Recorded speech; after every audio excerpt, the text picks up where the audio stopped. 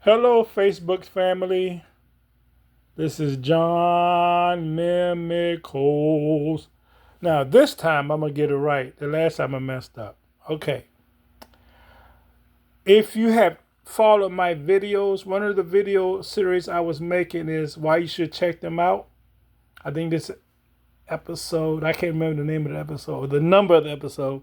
Anyway, let's talk about a group that has been influential in the contemporary jazz field.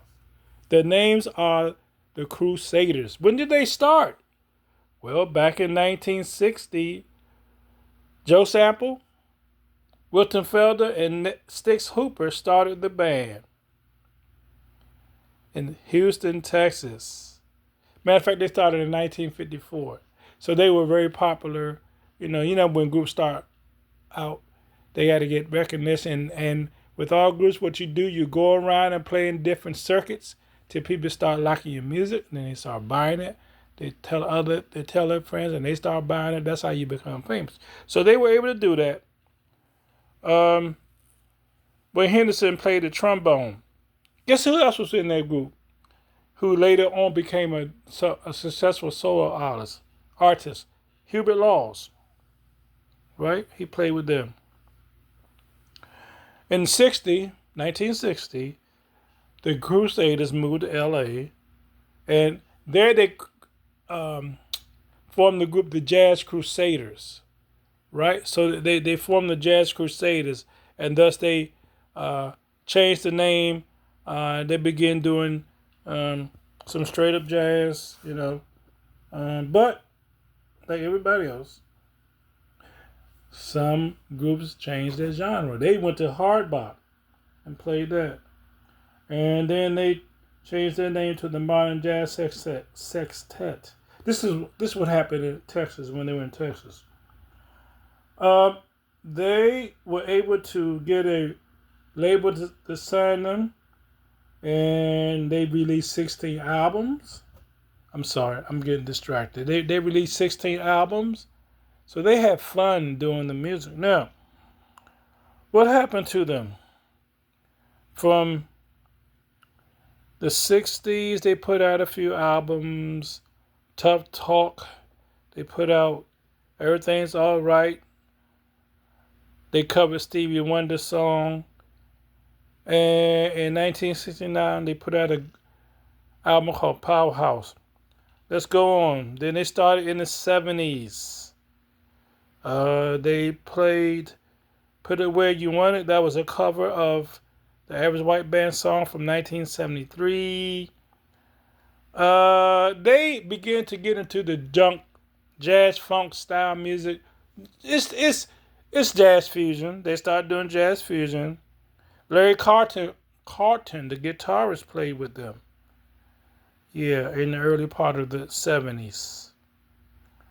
They also had Robert Pops Popwell play bass with them. So they had a few duties. They had a few people play with them. Now, interesting, Wilton Felder also played bass. So he played on some of the music tracks, playing the bass.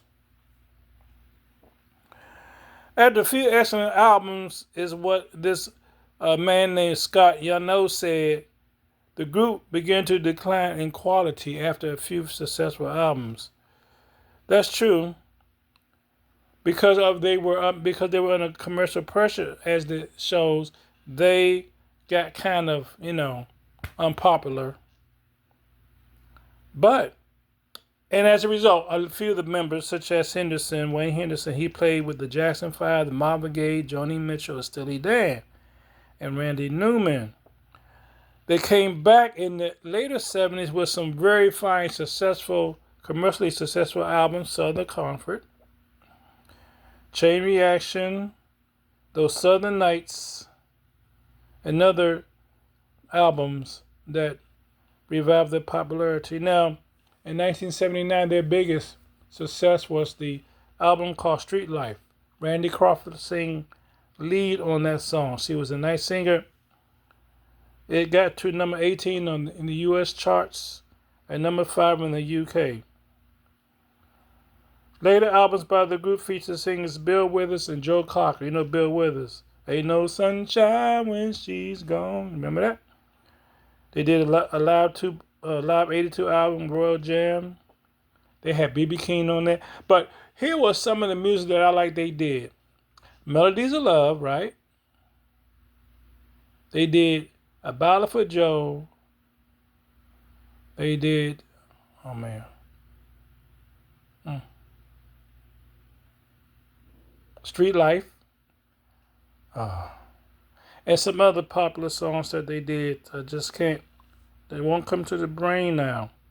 So the Jazz Crusaders later on became the Crusaders and turned back to the Jazz Crusaders, were a very successful group. Melodies of Love. That's what was interesting. They did that song. Joe Sample played on the piano. Very good piano player.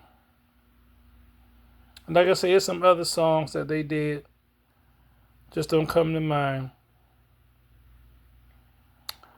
All right. In the 80s, the group's commercial success diminished. With all bands, you have changing members. Why? For one reason. A few of the original members passed away. Wayne Henderson died in 2014. Joe Sample died in 2014. And Wilton Felder died in 2015. Wilton Felder was not only a great sax player, but he was also a Jehovah's Witness.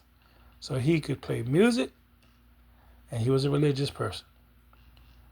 The Crusaders. One of my favorite songs is the one I mentioned earlier, Ballad for Joe. Crushing, man. So the Jazz Crusaders is a group, if you are into jazz, contemporary jazz, jazz fusion, check them out. You will really enjoy their music. Joe Sample played with, before I close, he played with Al Jarreau. He played with Marcus Miller. He played with Steve Gadd. He played with Eric Gales and a host of other musicians throughout his career. Certainly it was so good and pleasant to listen to their music. So later on, I will have another episode why you should check them out. This is Johnny Mimicles. Bye.